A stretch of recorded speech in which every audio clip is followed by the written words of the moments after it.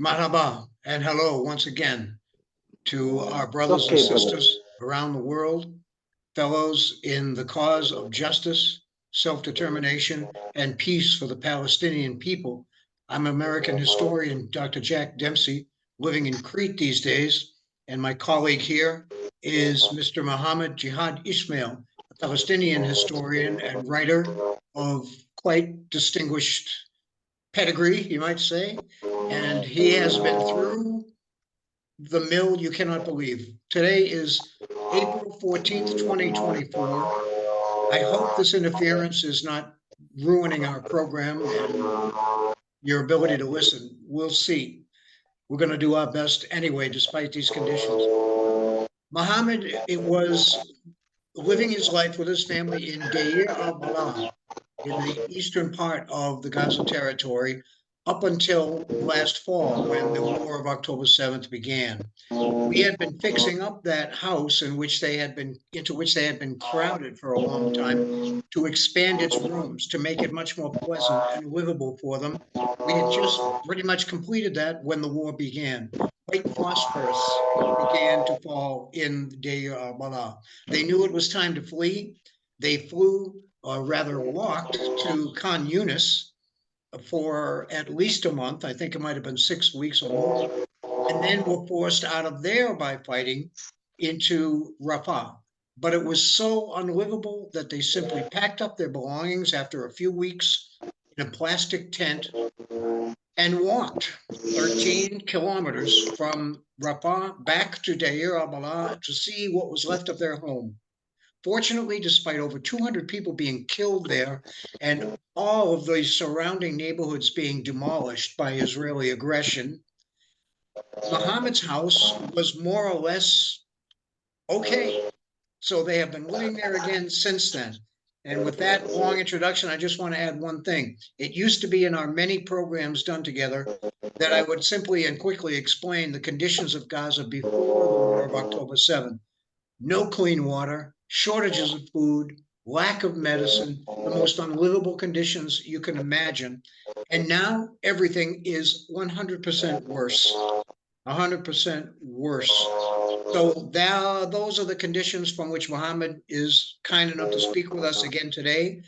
And brother, I just want to welcome you back to your home. We saw your beautiful family on a Zoom yesterday, and they were just looking, just the smiles, the courage. We could hardly believe. We have been very close friends for about 3 years now. Muhammad, welcome back, and please, anything you'd like to say by way of opening through your experience and how you're feeling. Thank you, brother, for this good opportunity. I am so happy that we are talking again. You know, we had a very, very extended absence. So many months we didn't talk. We 7 didn't make months. our yeah, very, very long period of time. Yes, I and am so happy we did that we over back. 50 programs, Muhammad, before that. Every 3 weeks or so, we would have a new one. It covers all kinds of Palestinian history, culture, politics, and we really think people would enjoy it. One other quick thing as we open, Muhammad, is that people can see lots of beautiful pictures of your former home, your family, your beautiful wife, your son, and 2 young daughters at WordPress, my blog there. It's called jackdempseywriter.wordpress.com. jackdempseywriter.wordpress.com. All kinds of beautiful photos and other documents that will show you what they have been living for these many years. So I just wanted people to be able to enjoy and to get to know your family, because maybe they too would like to reach out and help Palestinian people. I'm sure a lot of them would. So thank you, Muhammad. Please continue. Yes, yes, brother. Yeah, in fact, we have made a good heritage. We talked on so many spheres. We talked on politics, economics, literature, culture, sociology, etc. those programs around 50, as you just mentioned, so many spheres, so many topics we used to cover. I I have think two it's a favorites. very rich heritage. I And think it is. I really do yeah, think yeah, it is. Thanks to you, Muhammad, because you have been teaching so much in them. I have two favorites. One is a three-part program on the history of your original family's home village called Shaphir. It is, you bring out so many beautiful things about the life there, that every village like Shaphir had a mosque, a temple, and a church where people were getting along side by side for generations. And my other favorite is our close study and comparison of the Bible, the Old Testament, the Torah, and the Quran, for how they wish their people to deal with outside people. What is the character of their foreign relations? And they couldn't be more different, but very intriguing and very relevant to the absolute genocide that is being conducted now. That's what the Old Testament, the Torah, orders its yes, people to do. yes, brother. We have mentioned Shafir as a sample on the coexistence which was in Palestine pre the Nakba, pre the establishment of Israel. And after we talked about this topic, we have the Israeli historian Ilan Pape. He used to he used to confirm our testimony. He said exactly like us. Yes. So, Mohammed, I mean, you have been through so much for the past 7 months. Would you like to talk about any specific aspect of it? I'm still trying to imagine you and your family and your parents and other people with you carrying everything you own, carrying the children on your shoulders, not being able to really stop and rest the whole 13 kilometer, excuse me, journey from Rafah back to your home. Do you want to talk about that walk at all, with the drones flying overhead and bullets going by your head? You said one missed you so close it mussed your hair. Anything about that Yeah, yeah, journey that you'd like to share? It must have been simply beyond belief, like a bad dream. yeah. One one awful scene I watched during my journey of pain. I saw a dead body. This dead body was, of course, on the seaside, on the road side. Yes, I saw a couple of dogs are eating the leg, one leg of the dead person. Yeah, two dogs were sharing, eating the flesh of the leg. It was very shocking scene. Of course, I didn't kept witnessing and seeing. Of course, I moved the dogs away, and I tried to find a shovel to bury the dead body, to heap some sands, some over yes, over this body, but I weren't able, because bullets were very close to my yes, body. So I hadn't any ability to wait in this place for more 2 minutes, 3 minutes. yes. Yeah, Because if you I hope stop, you I become a target. If you stop, you become yeah, a target. yeah, I will lie beside this dead man, and I will join him. I will be murdered like him, and both of us will be a good meal for the dogs.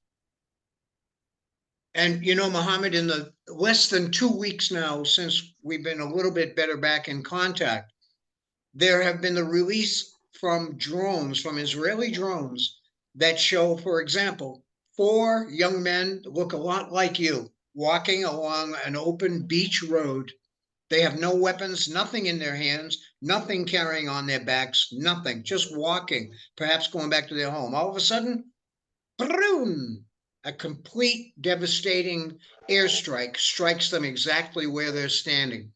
One man gets up from the cloud of dirt and blood and everything, and he keeps continuing to walk forward. He is in shock. He does not know what he's doing. He falls down. He gets up again, and boom, they kill him a second time.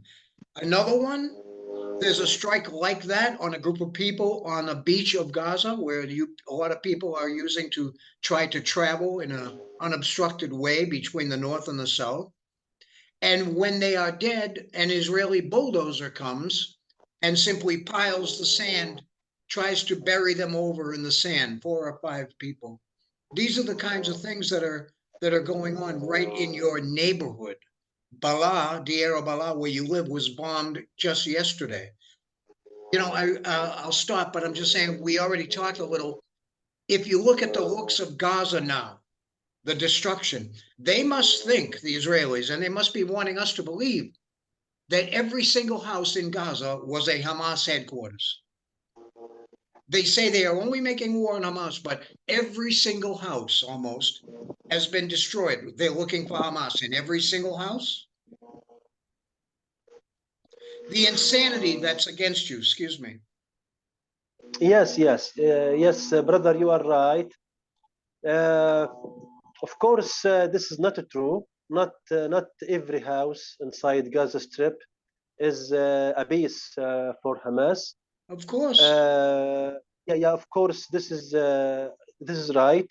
You know, but otherwise, every house in Gaza Strip is a house of goyim. Goys, people are living inside this house, and goyim, according to the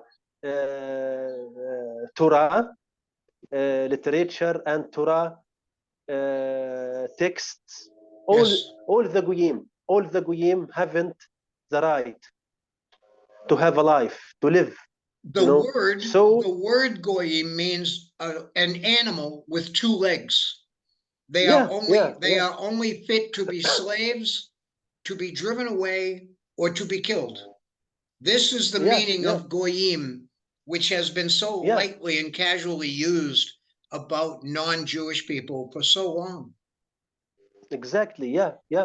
So every house inside Gaza Strip is a goyim house, and according to their doctrines, their religious doctrines, this house should be attacked, should be raided, should be demolished over the heads of his residents. You know, yes, brother. This is the issue.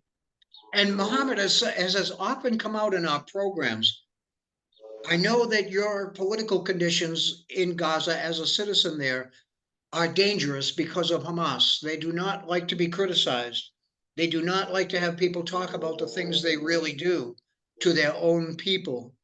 But it strikes me that there's a double terrible oppression on the Palestinian people, as you have always said, not only from the death wish of the Israelis, but from Hamas, which is always making things worse. How could they suspect that everyone in Palestinian land is Hamas, when in fact most of the Palestinian people do not like Hamas? They do not support them. Without outside money coming to Hamas, Hamas would not last 6 months politically. And now, in the latest oppression of you and everybody that you love, they are taking the goods, the humanitarian aid goods, the canned tuna and chicken and so forth, and it says on it clearly not for sale in Arabic and English, not for sale. And they are taking it and selling it at high prices to you. to their own people, to take whatever money you Yeah, might have left. yeah, this is real. Yeah, in fact, we are victims to both of Israel and Hamas.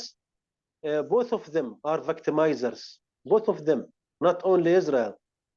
Hamas is selling us, as you just mentioned, the not for sale aids. Those aids which come to Gaza in order to be distributed for free. Yeah. It's it's a charitable activity. Foods to be distributed in a charitable way for free, not for money, you know. But what happens is the contrast. We pay money in order to buy those aids which come from outside to the people of Gaza. So as we said, Yeah. everything in your conditions now is 100 times worse because of the war and the fighting and the disease.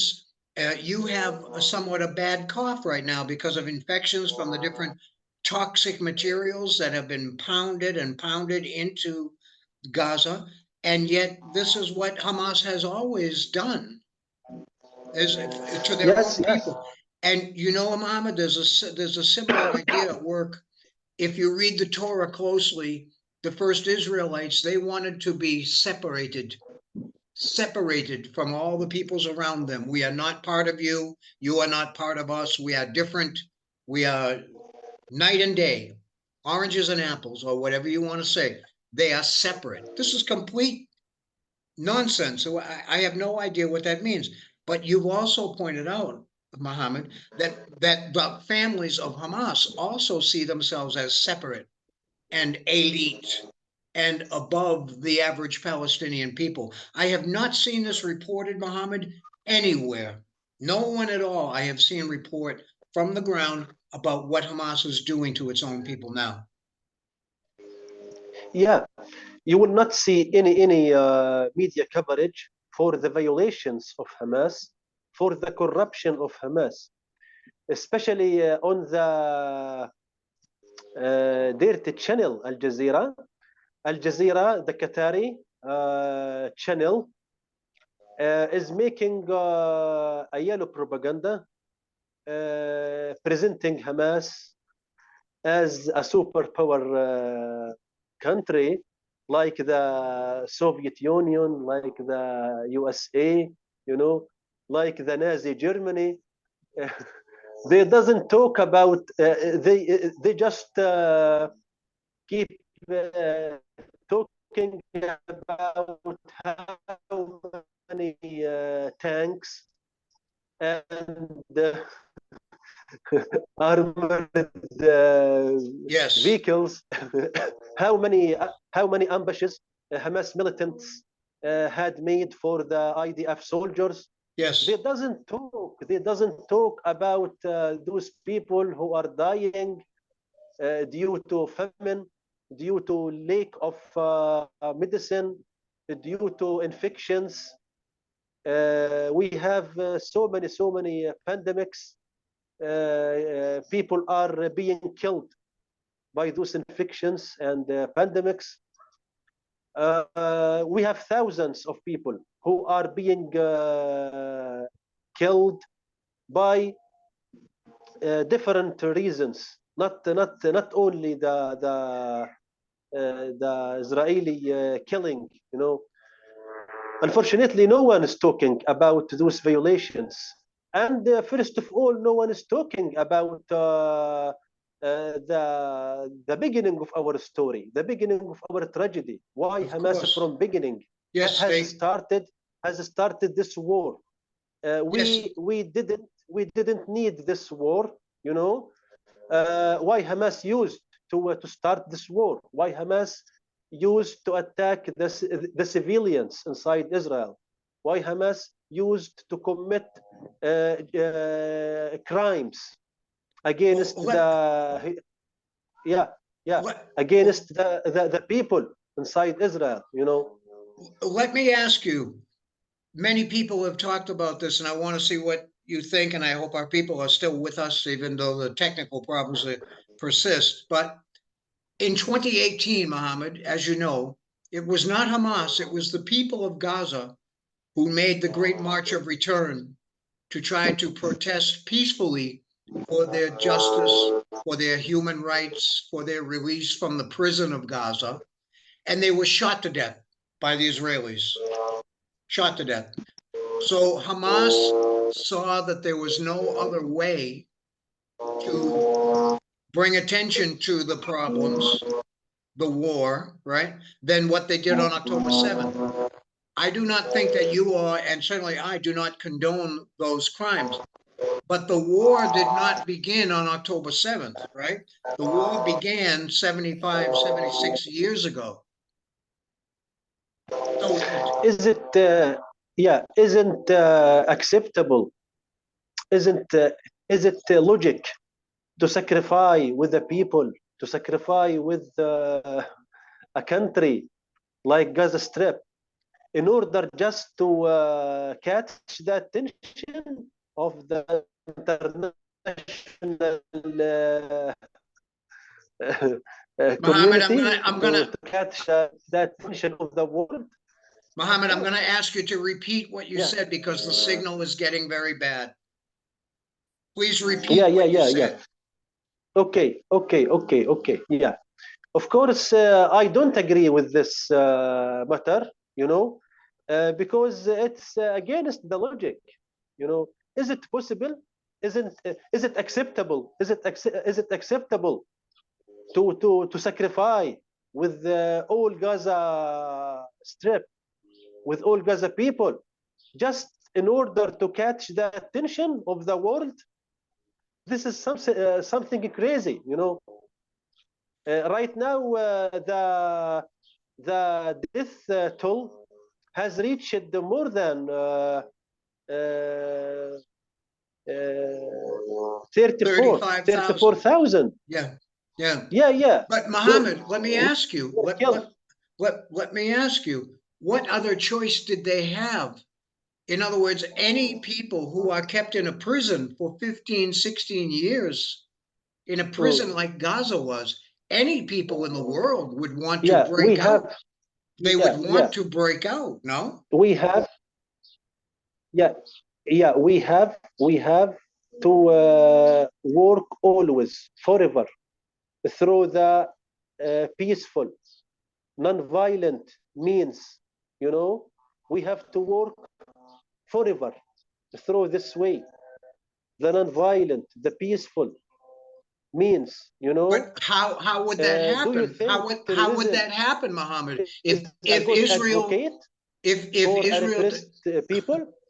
Is terrorism the needed advocate, the good? I think you have frozen, Mohammed. I think our signal is breaking up completely. But I believe our recording. Oh, okay. Hold on. I'm sorry, ladies and gentlemen. These are the real world conditions under which she's trying to live in Deir al Balah right now, where yesterday there was bombing. Mohammed, can you hear me? Mohammed, can you hear me? Well, I think we're going to lose Mohammed for the rest of our intended broadcast, and I will just try to close here unless he suddenly pops back.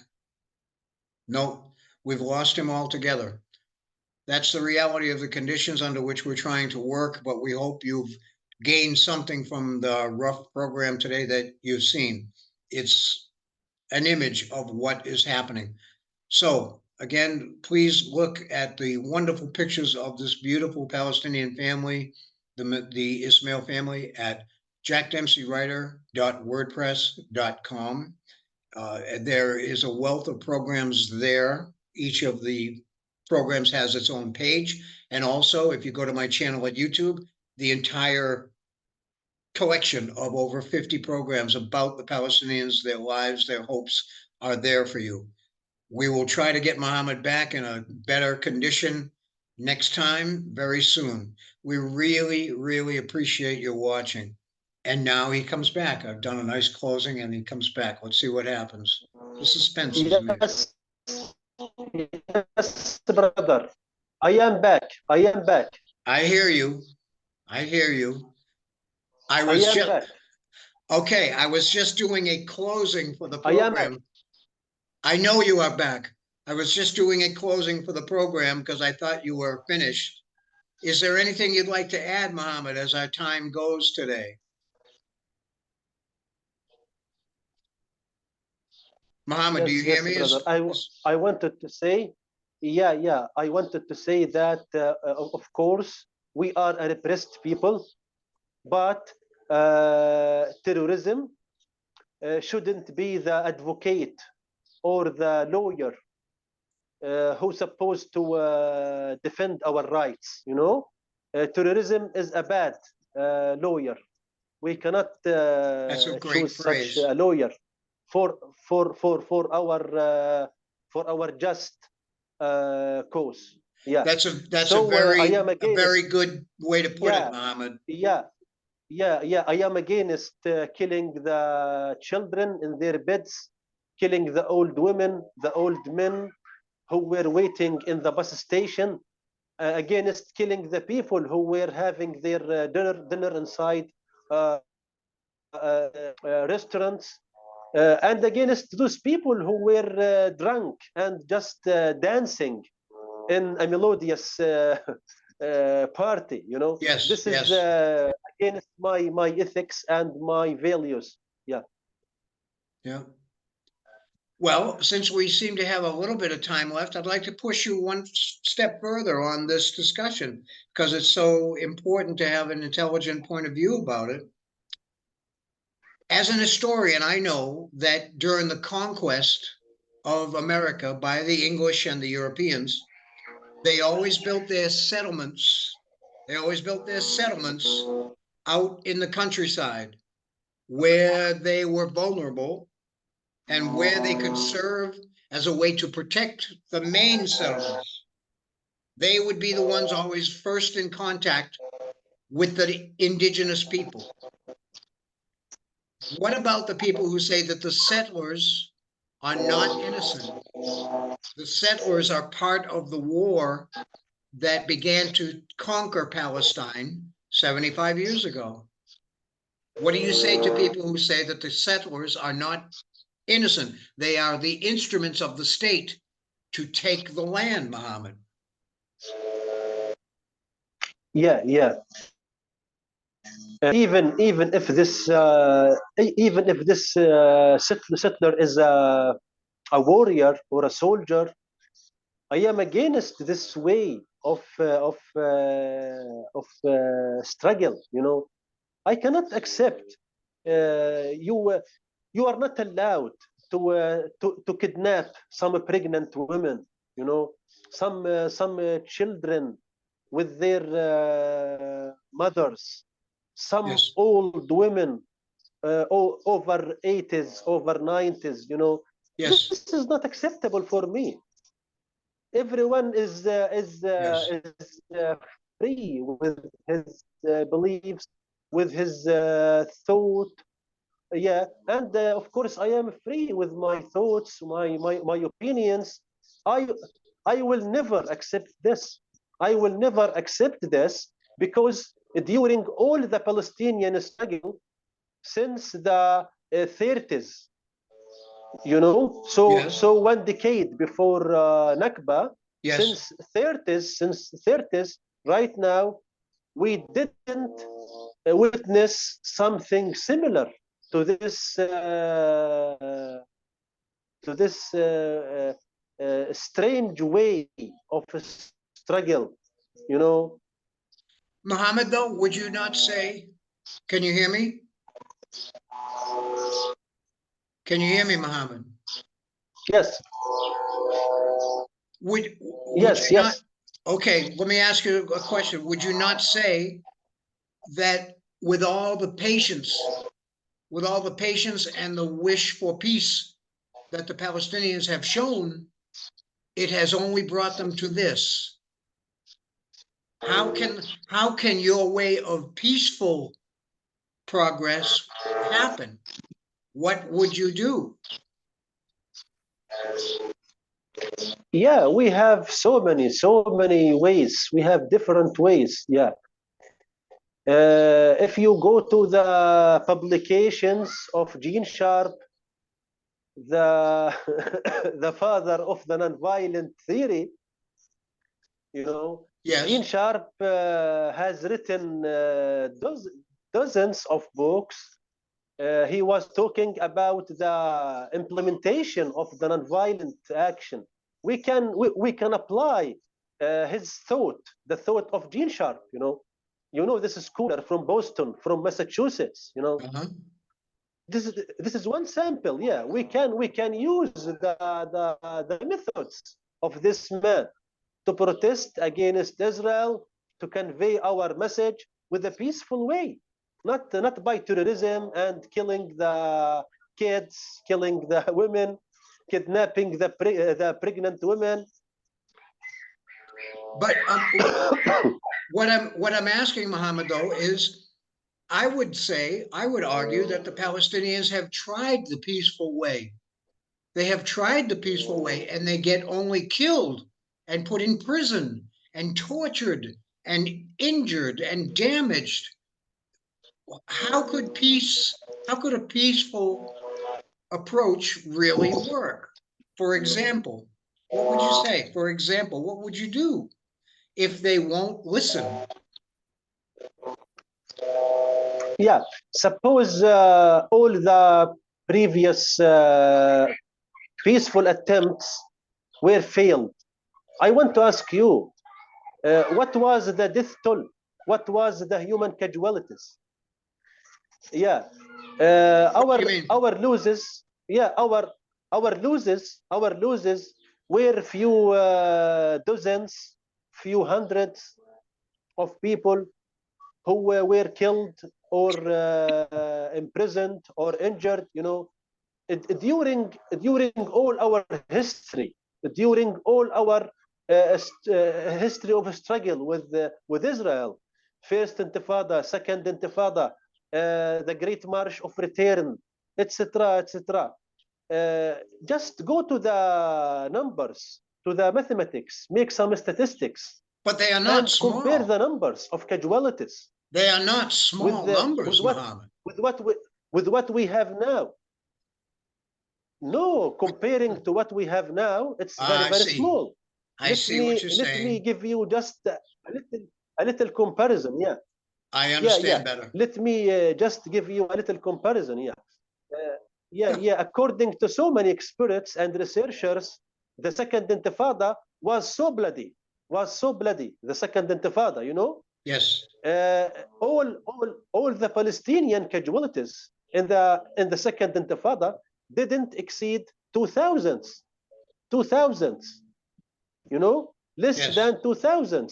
Yeah, and this Intifada has extended from the year 2000 to 2005.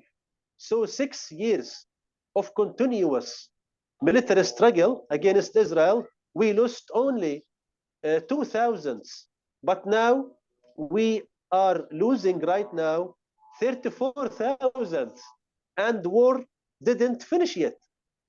We are going to reach 50. So, so your 50. so your answer, Muhammad, would be that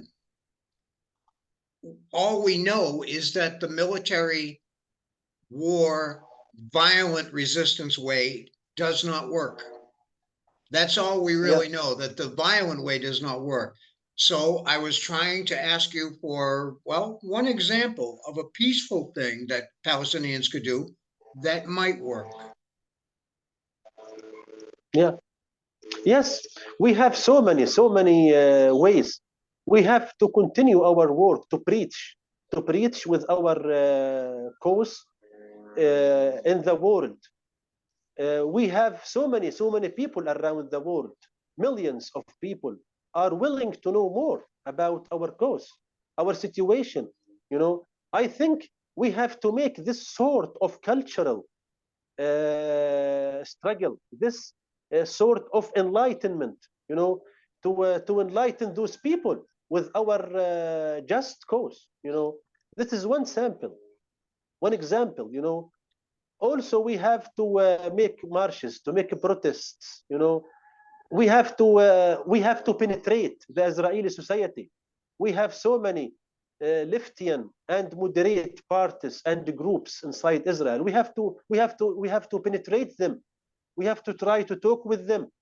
You know, I remember in Romania, during the presidency of Ceausescu in the 80s, Ceausescu was making a regular activity. It was like annual activity. He was inviting so many intellectuals and activists from Palestine and Israel, and he was making activity for them in Romania, you know. Yeah. And it was a great project, and this project has led us to the Oslo Accords and the peace agreement with Israel. You know, we have to penetrate the. We have to fall this wall between us. We have to penetrate the Israeli society. We have to penetrate the Jewish community inside USA and inside the Western countries, you know, without any sort of hesitation. We have to move. We have to penetrate those people, to have a round table talks with them, you know. But and by penetrate, you mean you want to find ways to make the Israelis recognize your humanity, to find yes, ways to make the Israelis recognize that your point of view is also important, and that there should yes, be, like there was before, a sharing of the land. yeah, yeah. I think during the presidency of Rabin has Yeah, given us. very close. Rabin had, the time. Well, yes, but Rabin also was moving Yeah, yeah, closer toward recognizing the Palestinians. yes. Rabin has recognized all of our rights. Yeah, I think we can do it again. We can do it again, but only by the political means. I am against all the violence and against those terroristic actions. Thank you very much, They bring Muhammad. us. We They have bring to. us. I'm sorry, They Muhammad. Yeah. We're going to run out of time here. We're going to run out of Yes, time. yes. So I thank you Okay. very much. I think today's program was a success because it will make people think about some really core issues. And I'm going to ask you first next time just to tell us about your daily struggle to find water, to find food, to maybe find some medicine. And my brother, I thank you from the bottom of my heart for all that you are doing and surviving. And I will see you again soon. Thank you, brother. Thank you.